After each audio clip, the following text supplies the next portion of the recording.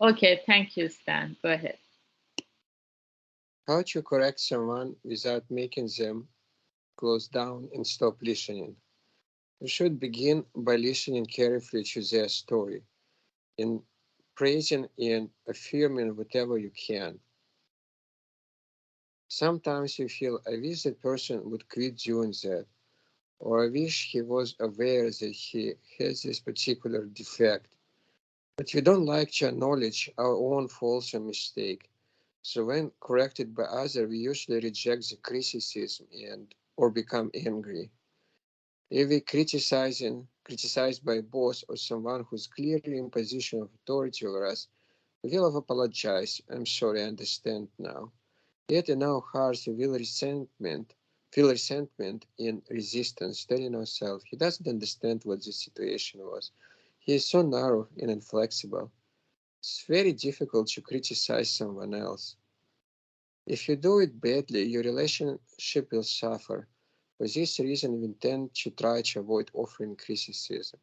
Yet there are times when, for the sake of the other person, we feel, I've got to tell him this, or need to make him understand this point.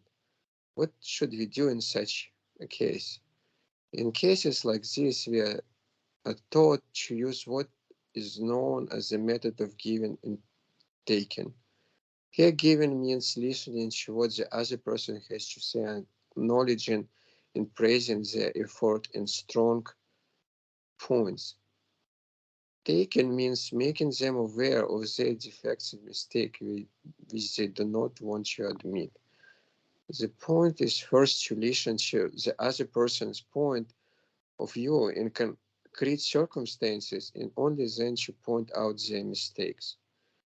I heard a story that made a lot of sense to me from a man working as a department head at a large enterprise, Mr. Suzuki. A new employee assigned to the department head's group was willing to work hard but was careless about punctuality, always arriving late to work or meetings, with the result that his coworkers were annoyed with him. No matter how often he was warned, he just made excuses and showed no sign of changing his ways. Worrying that if things continued this way, Mr. Suzuki would be unable to keep his place in the company, the department had figured out a way to correct him. You always seem cheerful with a smile for everyone, said great Mr. Suzuki.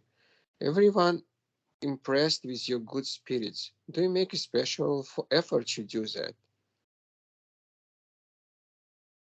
I think it's the next page.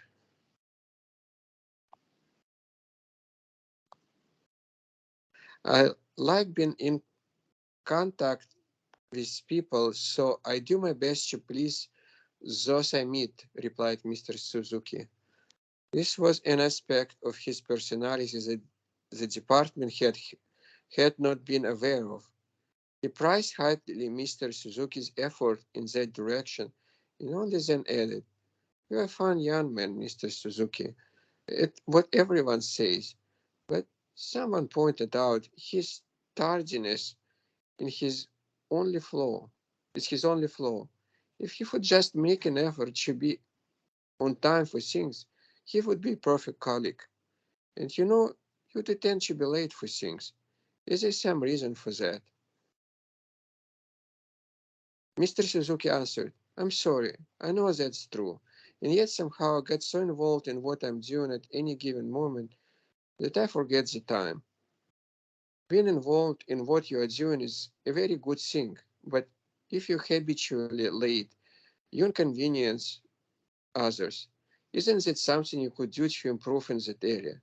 Like setting your cell phone alarm and making a point of getting to the meeting room 10 minutes earlier or something.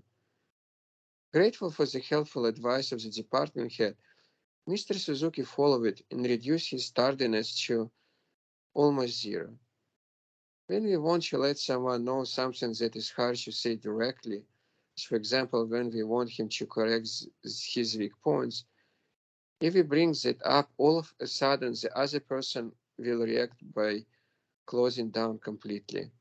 Instead of doing that, it's important to begin by listening carefully to each other as a personal explanation and by acknowledging and praising his good points. Only then move on to the problem points.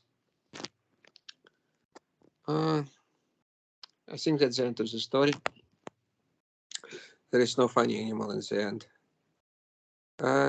Maybe, Vita, you explain the story because I personally, in that exact situation now, I have to work with my colleagues, and it's more complicated, like for me than that. So I would like to listen you or you to provide your opinion about that because I'm not really good at this type of conversation. I know it's my weakness, so I would rather listen to someone else giving his opinion. Okay, thank you, Stan, for reading the story for us. So basically, yeah, it's very difficult to point out a coworker's flaws or shortcomings. It's very difficult because by nature, we all don't like to be criticized because it's one of our desires for people to like us and say nice things about us.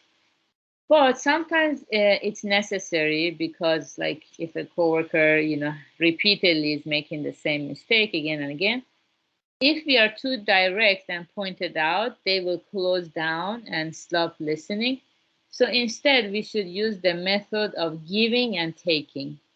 So giving means we listen to what they have to say, we acknowledge, and we praise their efforts and strong points.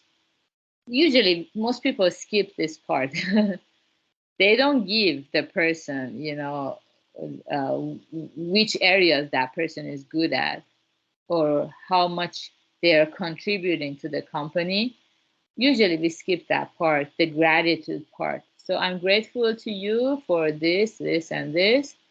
So this is giving. And then you can take.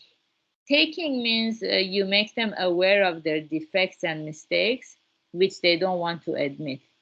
And usually the ratio is 9 to 1. So after 9 times we acknowledge their strong points, we can mention, by the way, this part here is a little bit problematic. Do you think you can look it over? Do you think you can improve it? Yeah, so unless we establish trust, it's difficult to do that. So that's why it's called the method of giving and taking. So first we have to acknowledge the good things in that person. Yeah, it's still not easy. That's why life becomes suffering. It's very difficult. Yeah. But yeah, as we learn more Buddhism, we gain more wisdom and compassion. So even our tone of voice, the words we choose, it all has energy. So the person will know whether we are looking down on them and say that, or we just want everybody to do a good job. That's why we're pointing out the flaw. So these things will get conveyed more effectively. As we learn more Buddhism, we can have more wisdom and compassion. So thank you, Stan. Good job, Hannah. Yeah, tomorrow we have our online convention to celebrate the life of Master Shinran, who is the founder of Pure Land Shin Buddhism. So Friday and Saturday, 2-day event, and it's by invitation only. So if you're able to join us and you don't know the link, yeah, please write to me or Yuichi, and we'll be happy to share it with you. Okay, see you.